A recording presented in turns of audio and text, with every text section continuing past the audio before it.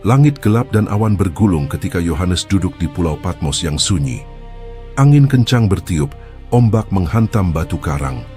Di Pulau Patmos yang terpencil, Yohanes menerima sebuah penglihatan dari surga, sebuah wahyu tentang masa depan dunia. Di tengah penglihatan di Pulau Patmos, Yohanes menyaksikan Sang Anak Domba membuka satu demi satu 7 materai yang menyegel takdir dunia. Langit seakan terbelah oleh suara yang menggetarkan semesta. 4 penunggang kuda muncul satu demi satu.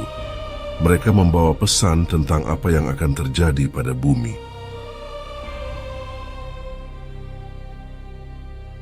Dan lihatlah, seekor kuda putih muncul. Penunggangnya memegang sebuah busur dan kepadanya dikaruniakan sebuah mahkota.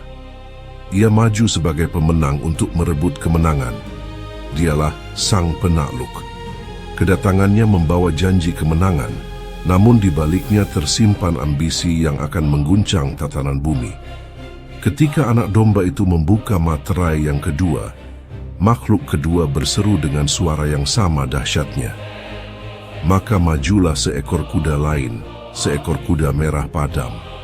Penunggangnya dikaruniakan kuasa untuk mengambil damai sejahtera dari atas bumi.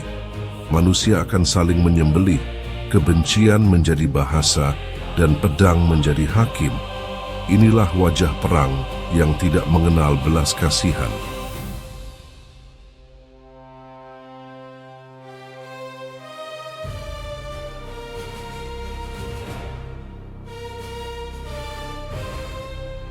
Langit semakin gelap saat materai ketiga terbuka. Kepastian akan penderitaan mulai terasa nyata. Ketika materai ketiga dibuka, Yohanes melihat seekor kuda hitam. Penunggangnya memegang timbangan di tangannya. Sebuah suara berkata, "Secupak gandum untuk 1 dinar dan 3 cupak jelai untuk 1 dinar." Ini adalah gambaran kelaparan dan krisis ekonomi ketika bahan makanan menjadi langka dan sangat mahal. Dan dunia mengalami kekurangan dan kelaparan merajalela. Dan akhirnya materai keempat dibuka. Seketika keheningan yang mengerikan menyelimuti seluruh ciptaan. Aku melihat seekor kuda hijau kuning, pucat pasi seperti mayat. Penunggangnya bernama Maut, dan alam maut mengikutinya.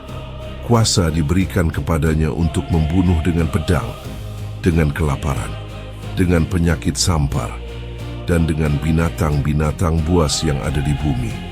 Akhir dari segala kesombongan manusia sedang dipertunjukkan.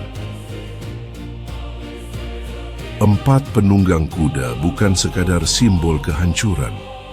Mereka adalah pengingat akan kerapuhan dunia dan keadilan Tuhan yang tak terelakkan. Sebelum sejarah berakhir, bumi harus melewati api pemurnian ini. Penglihatan Yohanes ini bukan sekadar cerita tentang kehancuran. Kitab Wahyu mengingatkan bahwa di tengah pergolakan dunia, Allah tetap memegang kendali atas sejarah.